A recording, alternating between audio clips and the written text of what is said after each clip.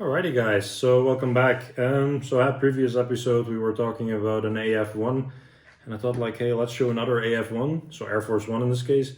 This time a drone, it's an X47B. Apparently they got the license from Northrop Grumman. Don't know how they did it, but they did it. It apparently says on the back. Now I don't always trust that part, but still interesting that they got one. It's actually quite cool. It has folding wings and all that, and I took it off.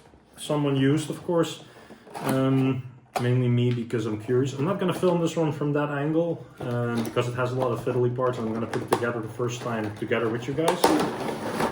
And I've never put one of these together, so I'm really curious how this will end. If it will end in disaster or will end in victory, we'll see in a sec. But it has a shit ton of parts, this thing. I don't even know where half goes. Like, you guys can see, like, they even separated all the parts, so that's really cool. They took the time to put separate moldings over parts, and it's all marked and labeled for the X47B. I've never seen one of these planes in real life, so I'm curious how this will look.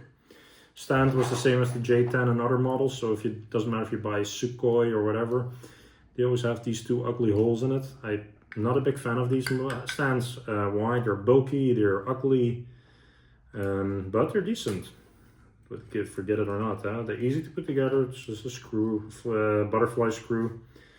Now let's have a look at the model. I really thought this was 1/48 scale, but apparently it's 1/72. These things are apparently gigantic. I really need to look up the X47. Now I already noticed, maybe because it's used, this part is coming out slowly. It's not in a bad nick, but when you put the wings up, you start noticing it. So the wings can fold in apparently like this.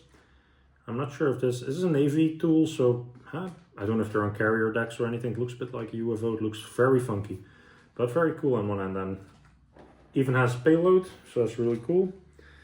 Now let's have a look. What parts can we put on these things? Open bomb bay doors.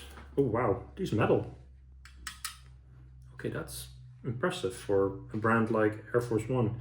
So they took the time to put die-cast parts on little cargo holes. Wow, impressed. Sorry guys for being impressed with something, like it's impressive for some reason. You can even put the tires and wheels under there. These are plastic. And how do they go on? There was no manual with it, unfortunately, so I'm gonna have to rodeo this one in there, figuring out on my own how to fix this. I have no clue. This is probably the front wheel, by the way. Yeah, it is. The fitment is not bad. It's a bit crooked after that age, but not bad. I'm impressed. Let's put it that way. And it takes a lot to impress me, so that's something that I would like to say with you guys and share. Little claps and flaps and all that stuff. It fits really decent. It's all metal. Now this wing doesn't work anymore, but it's a bit of a crooked bird. And it has a little one in the back. These are plastic, so I'm going to be very careful with that. So you have a closed configuration and an open configuration for wheels, which is good. So they give you a lot of choice. That's top notch. Now I wonder what goes into the back here. It's a little catch hook, I think. Oh, that's awesome. This is not bad. Like, I'm genuinely impressed with this brand right now. So it has a little catch hook for on the carrier deck. By the way, share in the comments, guys, with me, like, if you guys have ever seen one of these, because I've never seen one of these things in real life, at least not on video yet. I'm really curious what they are and if they are still operational, even if it's just an experiment, or are they really continuing with this drone style of plane? Because it looks really interesting that it has JDAMs under it and other heavy ordnance it can carry probably. Very interesting type of plane. Now, be patient with me, guys. I'm gonna try and put this last part in. I'm gonna probably do that without the wheel, but so far so good. The fitment is not bad. This one will probably fall out, so we're gonna put some white glue on that, but that's even with the most expensive brands nowadays. But wheels and all that, it fits really nice. I'm impressed. Wow.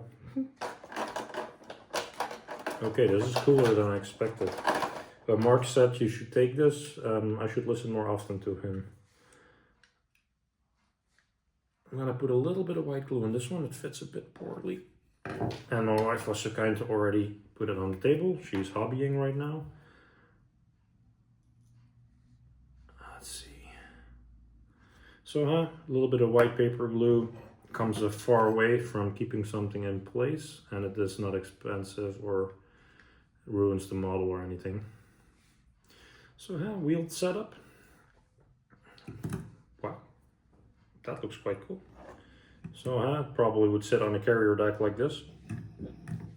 I hope you guys can see this, by the way. I hope you guys can see this correctly, but this is quite a cool model actually. I'm not sure if it's really something that's of interest for collectors, but for sure if you work with this type of plane or have worked with it, for sure something futuristic, so that's really cool. So the stands, they go on in the middle in this case, I believe. Let me check, yeah. So it looks a bit like this in flight mode. Fun little model. So we have the closed hatches also. I'm not going to put them on today, but well packaged, well made, to be brutally honest. I wish they would make more like this. This is fun stuff. It's not the standard stuff that everyone has, every brand. It's something completely off and different. The only thing downside here is a bit of a crooked wing, but I'm probably going to put a little bit of super glue in there and put the hinge back, because the hinge is just glued into the frame.